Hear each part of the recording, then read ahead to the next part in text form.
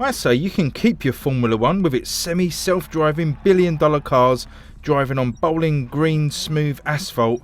Rallying is where the real skill and danger is at. Rallying is about taking souped-up estate cars down tight, winding country lanes at 100 miles an hour, flanked by trees, rocks and sheer drops, often in driving snow or rain. Driving so much on the absolute edge of human reactions that you're relying on the instructions relayed via your co-pilot to paint the picture of what lies ahead. The latest video game to try and emulate what rallying feels like in your own living room is WRC8 World Rally Championships on the Nintendo Switch.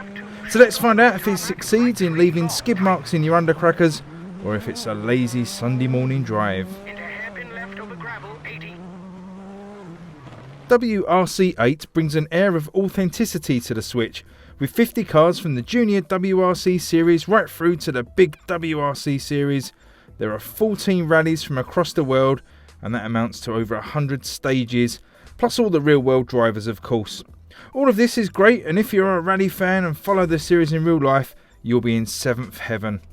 It feels like a big time production, and that follows through one half of the game, and I'll come to where it falls down in the other half shortly. But staying with the positive, and the impressive front end of the game is a pleasure to navigate, with clear menus and a wealth of options to tinker with, including a number of detailed camera options, such as allowing adjustment of the height and the all-important field of view, which is a nice inclusion. The question of how the game controls with digital triggers will be asked again here on the Switch, and for those concerned you can map throttle and brake into the right stick for more fine-grained control, but there's no sign here of being able to use a GameCube controller as you can in Grid Autosport to take advantage of those analog triggers. Direct online multiplayer is also missing on the Switch version, and I've confirmed with the publishers BigBen that there are no plans to patch this into the game post-launch, as happened on the PS4 and Xbox. There is, however, online leaderboards for every stage of a rally, which is really excellent, as are the weekly events where players take a preset car and track and try to achieve the fastest time. I really like this mode as it feels more like how a real rally would play out, and I feel that if online multiplayer is going to be omitted from any sort of racing game, then rallying would probably be a game that wouldn't miss it.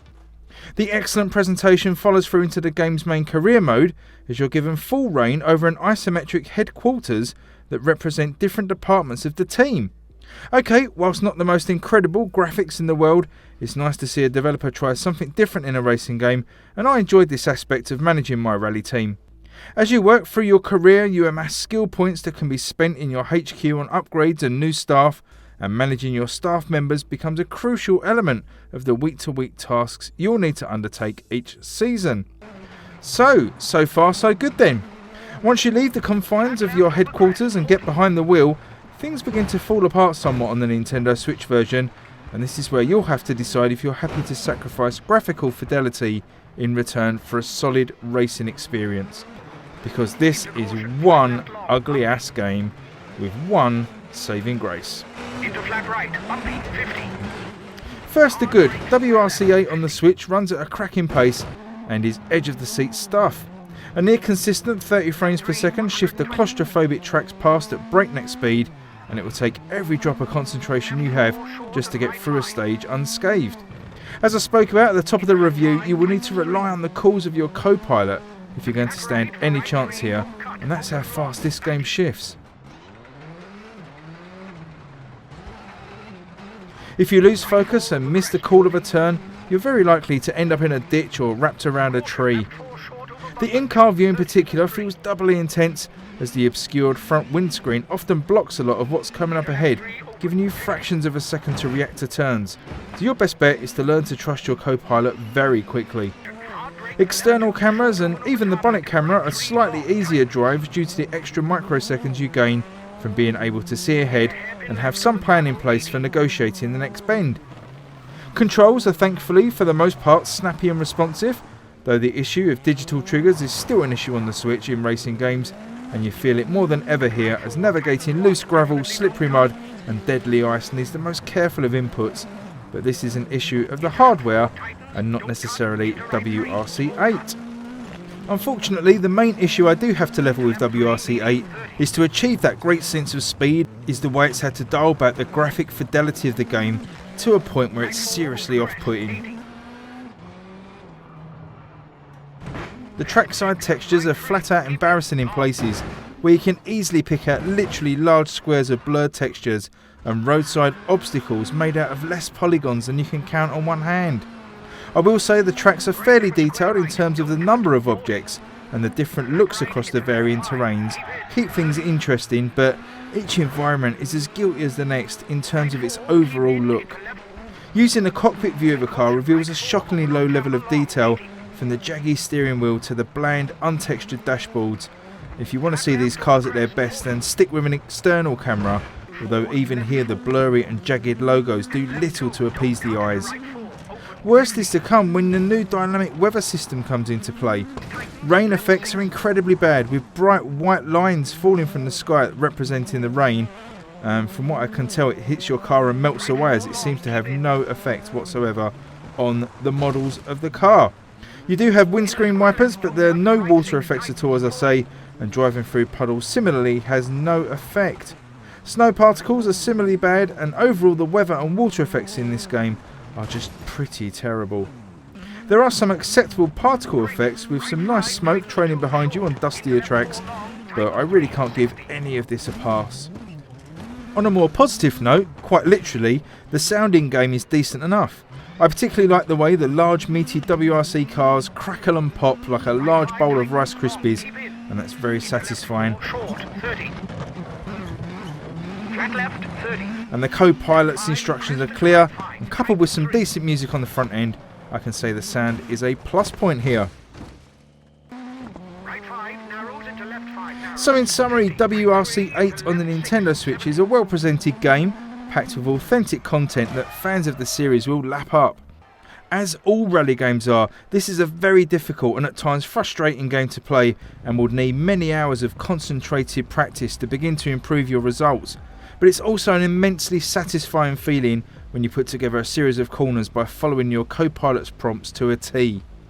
The Switch version follows a slightly worrying trend on scaling back on resolution dramatically to achieve a solid frame rate, and if graphics in the game mean a lot to you, bear in mind that trade-off.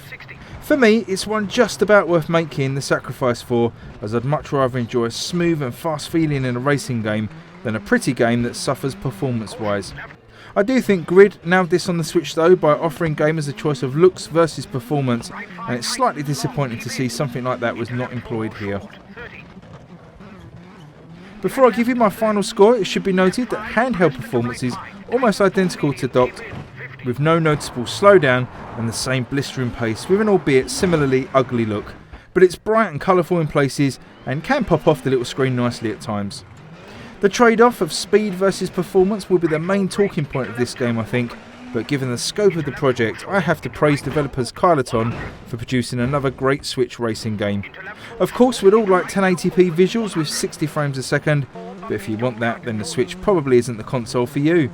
If you do, however, want to pick up your handheld in bed or on the bus and have a tense and technical drive at breakneck speed, then give WRC8 a chance. I'm going to be awarding WRC8 FIA World Championship Rally on the Nintendo Switch a really solid 7.5 out of 10, and it's well worth picking up if you're a racing sim fan in particular. Okay guys, hope you enjoyed that review. Please like and subscribe if you did, really appreciate that. And please let me know in the comments below what you think of the sim racing scene on the Switch. Feels like it's really picking up now, with obviously the recently released Grid and now this, and there's a couple of good biking games as well. So after a slow start, I think we're finally getting the library that racing fans are going to enjoy. Okay, thanks once again for watching, and I'll catch you guys on the next video. Thanks everyone, bye bye. Drums in the distance, getting closer, closer, catching up to you now. Here it comes again, here it comes again, here it comes again. The rain's gonna wash you clean.